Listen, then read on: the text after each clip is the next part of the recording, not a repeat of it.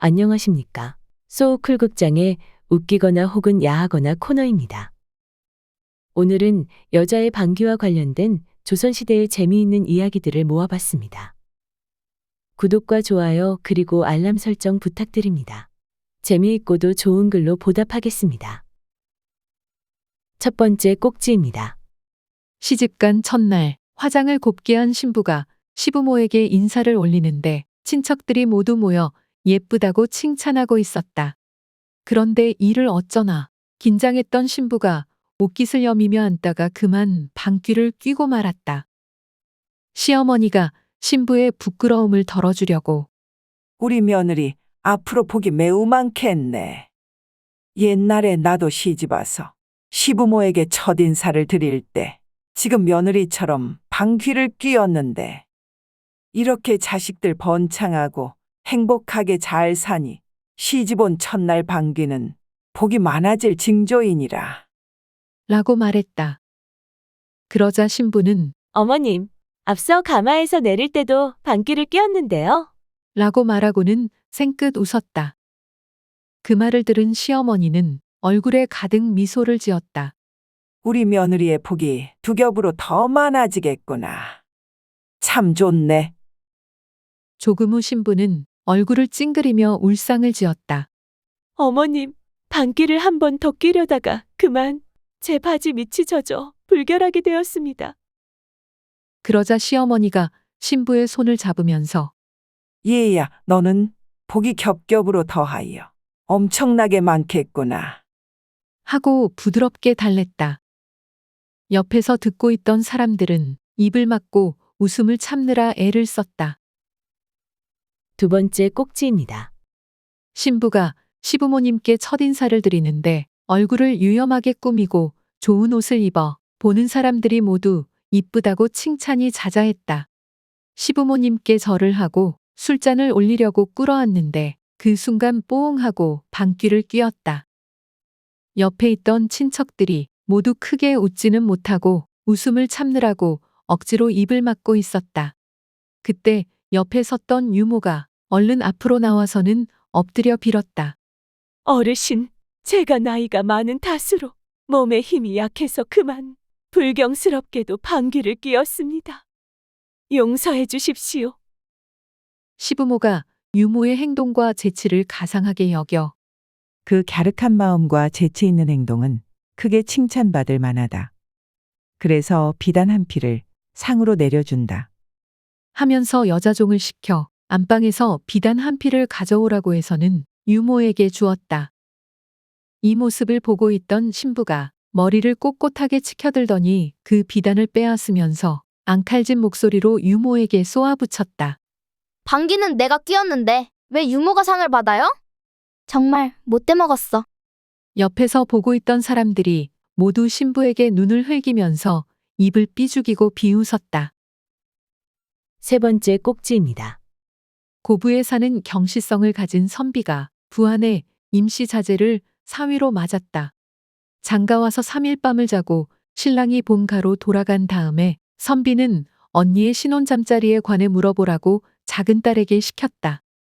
옛날에는 중매로 결혼하기 때문에 혼인 전에는 신랑에 대하여 제대로 알지 못하는 경우가 많았다.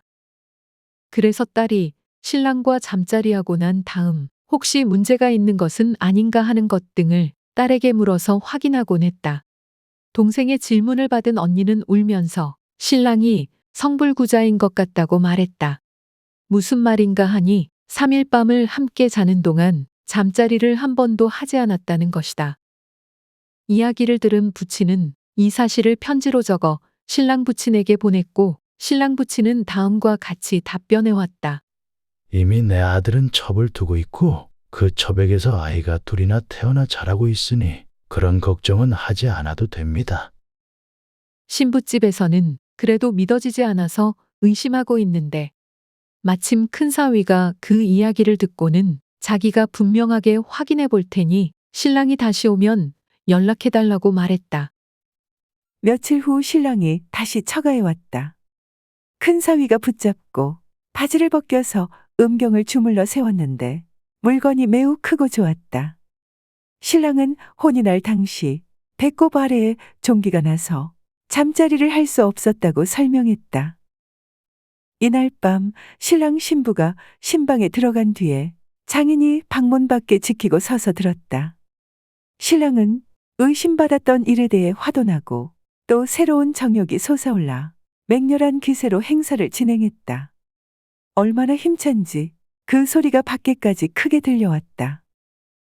장인은 급히 달려와 부인을 붙잡고 사위가 지금 맹렬한 운동을 전개하고 있으니 빨리 실ong 위에 있는 홍시를 내려 신랑의 목마름에 대비하라고 시켰다.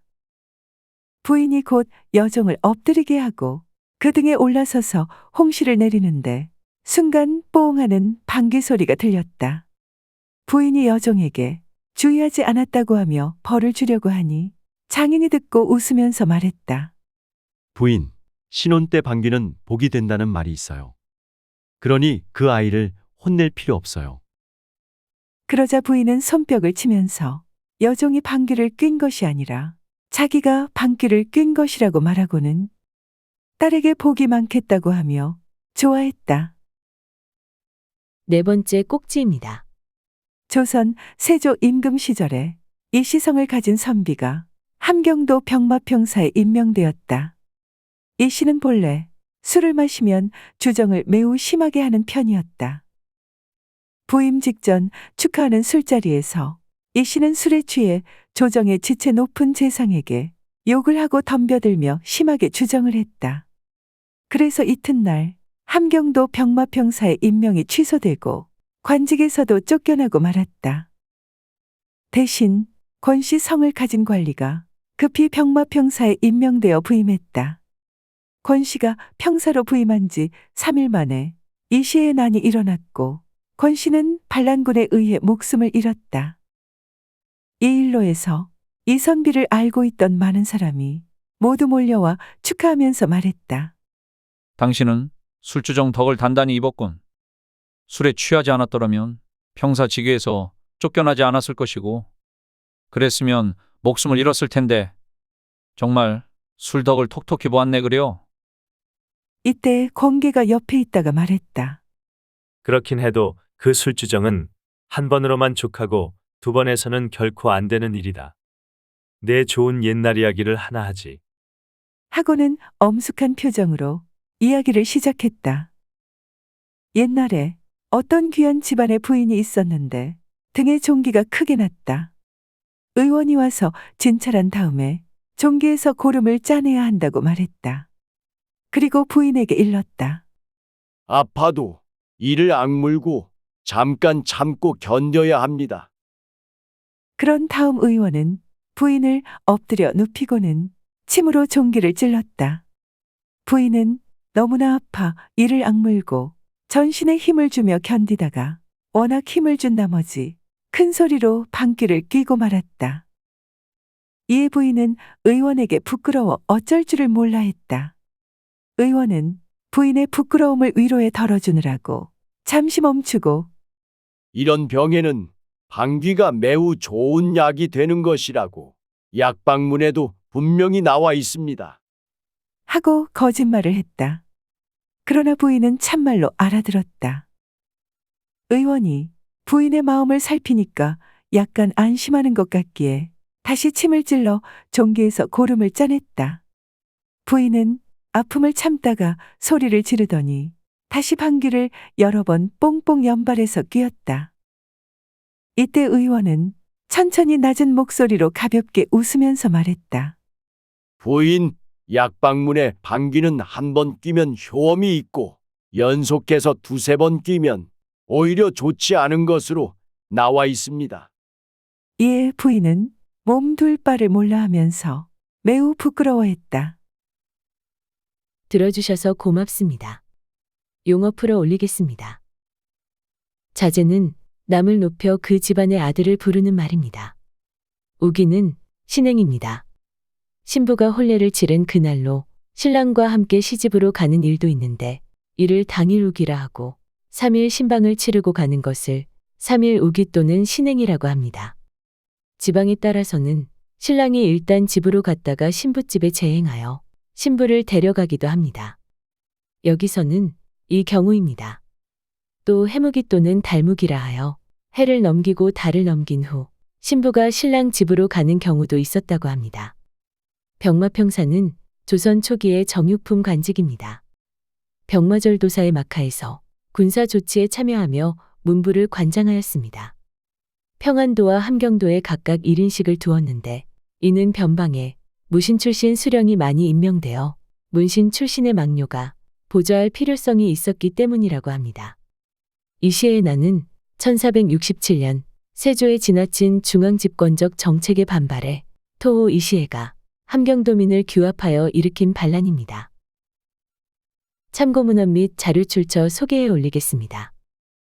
김현룡 교수가 지은 책 한국인 이야기 세 번째 권이 기본 텍스트입니다. 한국민족문화 대백과사전, 한국학중앙연구원, 한국민속 대백과사전, 국립중앙박물관의 기사와 사진 그리고 그림을 빌렸습니다. 지역의 문화, 한국인의 통과 이래 혼례의 신랑과 신부가 처음 얼굴을 보고 절을 올리는 교배례와 첫날 밤 이야기의 일러스트를 빌렸습니다. 또 지역의 문화, 물가 언덕의 신, 돈지알망의 일러스트를 빌렸습니다. 대한민국 교육부 공식 블로그 조상들은 어떻게 혼례를 치렀을까요? 와 에듀넷의 사진과 일러스트를 빌렸습니다. 제주특별자치도 캠프위크에서 원삼 일러스트를 빌렸습니다. 영국인 화가 엘리자베스 키스가 짓고 송영달 선생이 옮긴 책 올드 코리아에서 그림 몇 점을 빌렸습니다. 우리 역사넷 조선시대 사람들의 삶이 담긴 관혼상제와 티스토리 하늘의 구름 일러스트를 빌렸습니다. 화가 김경희의 풍속화 몇 점을 빌렸습니다. 국가표준영정 82호 김만덕의 그림을 빌렸습니다. 화가 운하영의 책 흑요석이 그리는 한복 이야기에서 그림 몇 점을 빌렸습니다. 위키백과와 나무위키의 기사와 사진도 참고했습니다.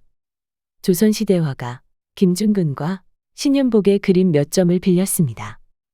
123RF, 크라우드픽, 게티이미지뱅크, 픽스타, PNG트리 그리고 픽사베이의 사진과 일러스트도 빌렸습니다. 소우쿨 극장은 일주일에 3번, 매주 화요일, 목요일 그리고 토요일 오전 11시 전후에 이야기를 올립니다. 고맙습니다.